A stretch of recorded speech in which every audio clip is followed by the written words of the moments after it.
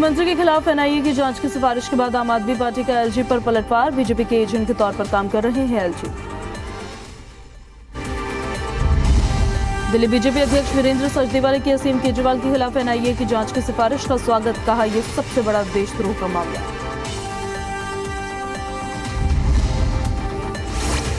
आम आदमी पार्टी के विधायक दिलीप पांडे का दावा। बोले चुनाव आयोग ने आम आदमी पार्टी के कैंपेन सॉन्ग को दी है मंजूरी। बीजेपी पर जमकर बरसे दिलीप पांडे।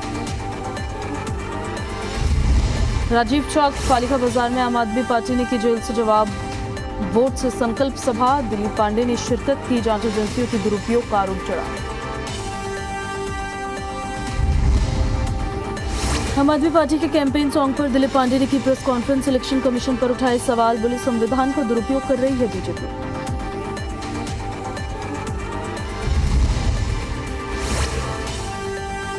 कैंपेन सॉन्ग के मामले में बीजेपी का बयान। झूठ बोल रही है आम आदमी पार्टी। शब्दों पर नहीं विजुअल्स पर थी आपत्ति। बदल दिए गए हैं विजुअल। उत्तर पश्चिमी दिल्ली से कांग्रेस उम्मीदवार उदित राज बोले काम किया है, काम करेंगे, नारी के साथ जनता के बीच जाएंगे।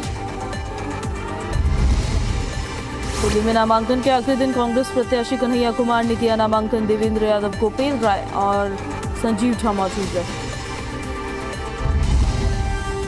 बैलगाड़ी से नामांकन करने पहुंचे दक्षिणी दिल्ली से निर्दलीय प्रत्याशी वीरेंद्र सिंह। कहा गांव से जुड़ा हूं, बैलगाड़ी ही मेरी पहचान।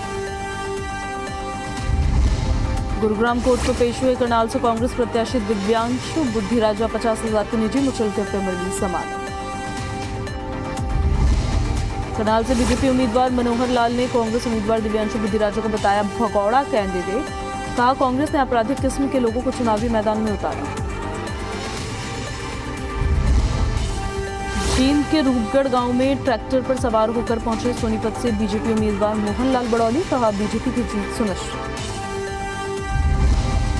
हरियाणा के पूर्व सीएम भूपेंद्र हुड्डा का बीजेपी पर वार। कहा बीजेपी सरकार से हर वर्ग परेशान, सत्ता में आते ही बदलेंगे माहौल। हिसार लोकसभा से बीजेपी प्रत्याशी रणजीत सिंह चौटाला ने किया जनसंपर्क अभियान। नारनौल के गांव पेटवाड़ में जनसभा करके बीजेपी के पक्ष में वोट किया।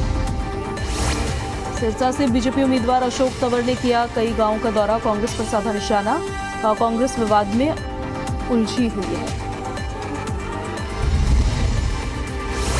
पटौदी विधानसभा में आरती राव ने पिता राव इंद्रजीत सिंह के लिए किया प्रचार। बोली पिछले 10 सालों में कई बड़ी सौगातें दी गई।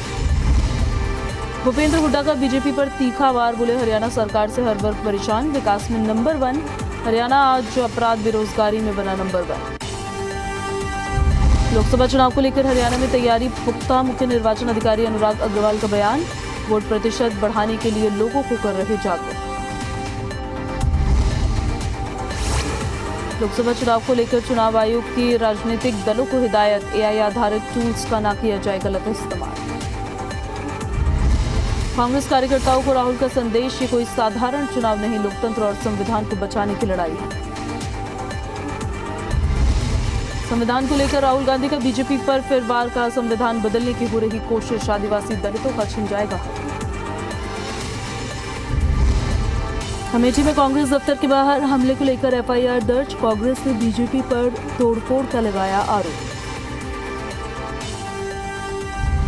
आचार्य प्रमोद कृष्णम ने कांग्रेस को बताया देश विरोधी। कहा देश को बांटना चाहते कांग्रेस के लोग। इस पार्टी में नहीं रह सकते राष्ट्रभक्त और राम भक्त। पीओके पर फारूक अब्दुल्ला के बयान पर बीजेपी हमलावर। पाकिस्तान की भाषा बोल रहे हैं विपक्षी नेता। फारूक अब्दुल्ला के बयान पर उमर अब्दुल्ला की सफाई। का पाकिस्तान से बातचीत से सुलझाए मसला, पड़ोसी और दोस्त नहीं बदल सकते। फारूक अब्दुल्ला की चूड़ियों वाले बयान पर बीजेपी प्रवक्ता अजय आलोक का पलटवार। कहा इंडिया अलायंस में पागलों की जमात है। बंगाल के राज्यपाल आनंद बोस का सीएम ममता पर बड़ा हमला, गंदी सियासत करने का लगाया आरोप।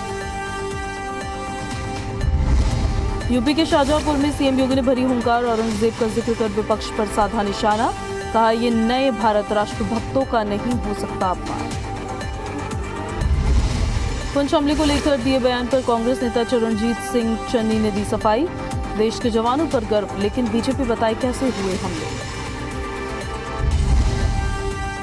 बीजेपी के जंगल राज वाले बयान पर तेजस्वी का पलटवार।